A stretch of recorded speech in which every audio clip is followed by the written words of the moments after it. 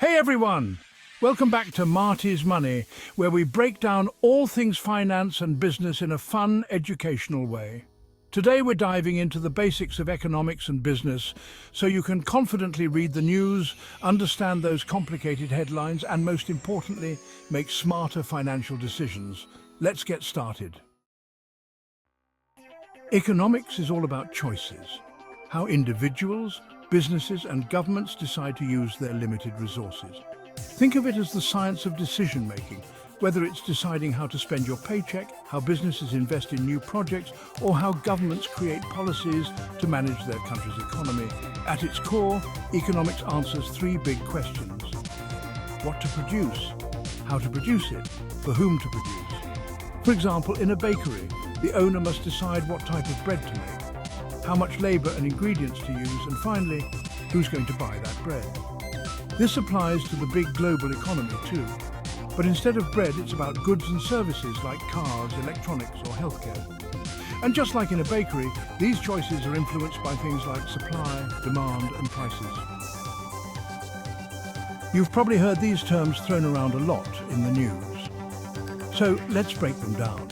Supply is the amount of a product or service that's available.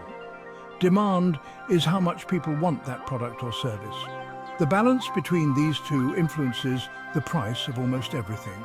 Let's say there's a limited supply of avocados, but everyone wants to make guacamole. That's high demand. So, prices go up. On the flip side, if there are too many avocados and not enough buyers, prices drop. This is the basic idea behind how the market works. One term you'll hear in the news all the time is inflation. Inflation means the prices of goods and services are increasing over time. Essentially, your money doesn't go as far as it used to. Imagine you could buy a loaf of bread for $1 a few years ago, but now it costs $2. That's inflation.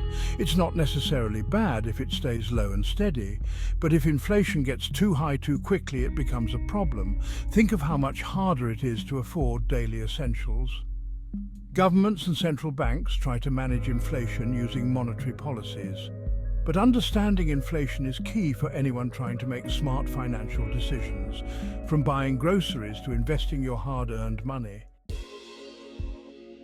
Ever wondered why the interest rate on your credit card changes, or why mortgage rates go up and down? Interest rates are essentially the cost of borrowing money.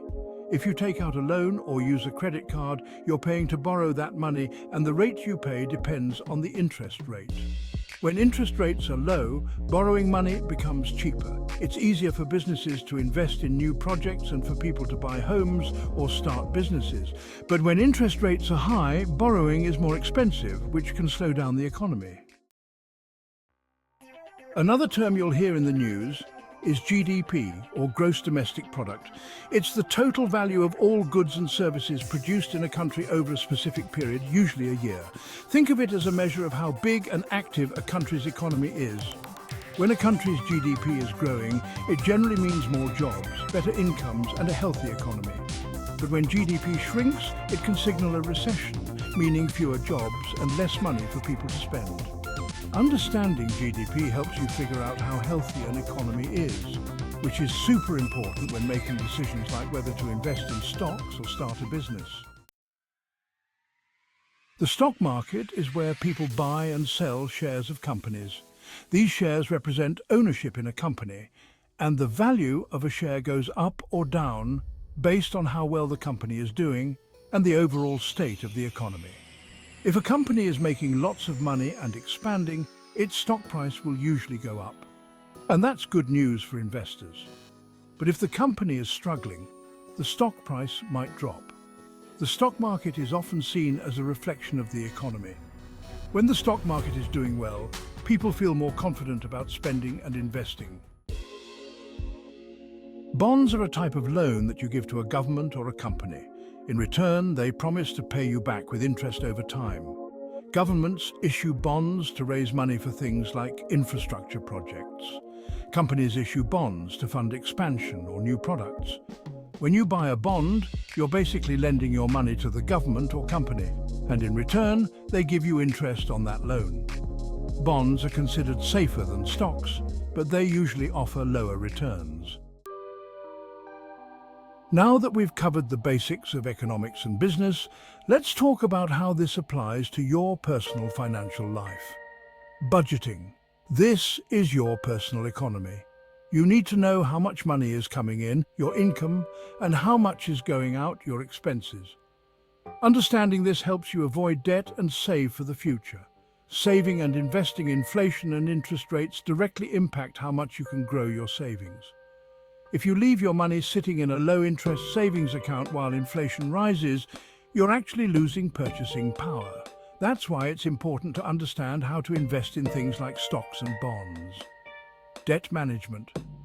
Interest rates also affect how much it costs you to borrow money, whether it's a student loan, credit card, or mortgage. Understanding how interest works can help you avoid paying way more than you need to. Finally, let's talk about how to apply all these concepts to reading and understanding the news. Key economic indicators. When you hear about things like inflation, GDP, or unemployment rates in the news, these are indicators of how healthy the economy is. Knowing what these mean can help you make better decisions about where to invest or whether it's a good time to buy a house. Market trends.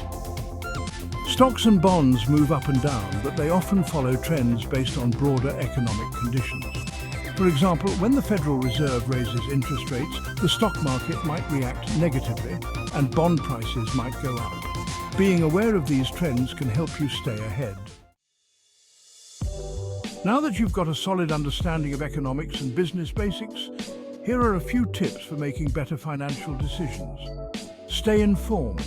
Read the news and keep up with economic trends. Diversify your investments. Don't put all your eggs in one basket. Watch interest rates.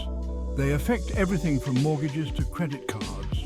Think long-term, short-term market fluctuations can be nerve-wracking, but investing for the long term generally leads to better outcomes.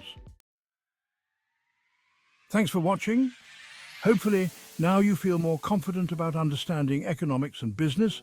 Remember, knowledge is power, especially when it comes to your money.